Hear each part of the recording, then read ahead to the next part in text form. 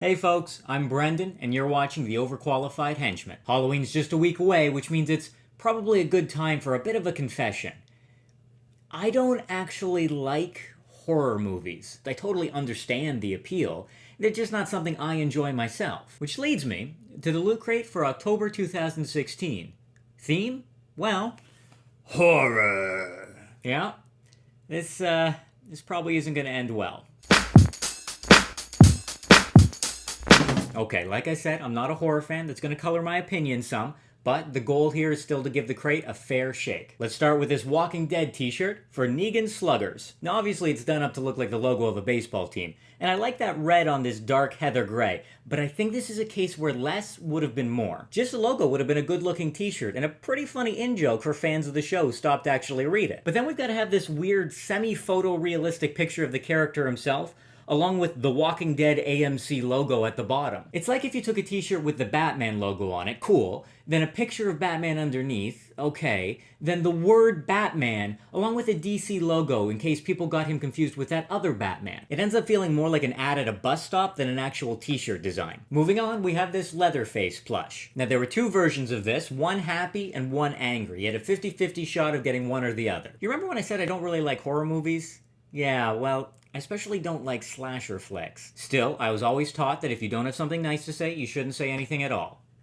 Next on the infomercial channel, we have these Freddy Krueger-themed Novelty Chopsticks. Okay, so like the plush, this is a pretty funny concept, it's well executed, and I'm sure if you're a fan of the properties, you're gonna like them. I just can't see myself ever being willing to put them close enough to my face to use them. After that, we have this bloodstained Camp Crystal Lake pennant. Loot Crate's wall decorations tend to be kind of hit and miss, but this is something I can definitely see actually putting up on a wall.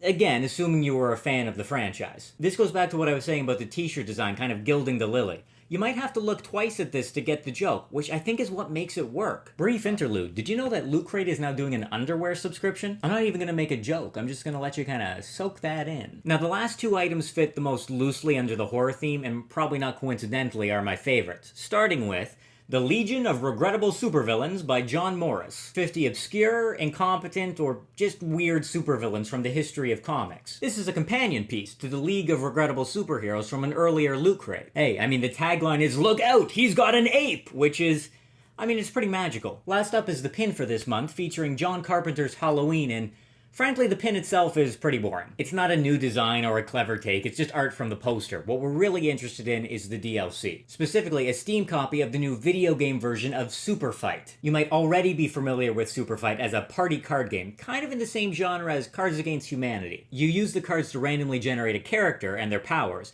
then have to convince everybody why they would win in a fight against another player's character. I played a couple of games of this in real life, once with a very nerdy crowd, where I did pretty well with a version of Star-Lord who'd been bitten by a radioactive The Navy, and once with a, well, let's be honest, a somewhat more normal group of friends, where I got wrecked by Hermione Granger, but a bear. The digital version adds a video chat client so that you can play it online. Speaking objectively, this was probably one of the better Loot Crates in a while, just going by the number and variety of items. Besides the shirt, we had a toy, a collectible, a decoration, a game, and a book, which is always a nice surprise when Loot Crate decides to go that way. I'd like to see them experiment more with that. Subjectively, I personally don't have any use for most of it, and it's hard not to feel a little burned. Besides the various specialty crates, Loot Crate's broken off anime and gaming from their main general geeky crate. Part of me wonders if this was a pilot for a horror-themed subscription in the future, but that might just be my own biases talking. Let me know what you think in the comments. As always, thanks for watching, and remember to like, subscribe, and share. Until next time, keep on henching. You think they had a sponsorship deal on this one? I get that feeling.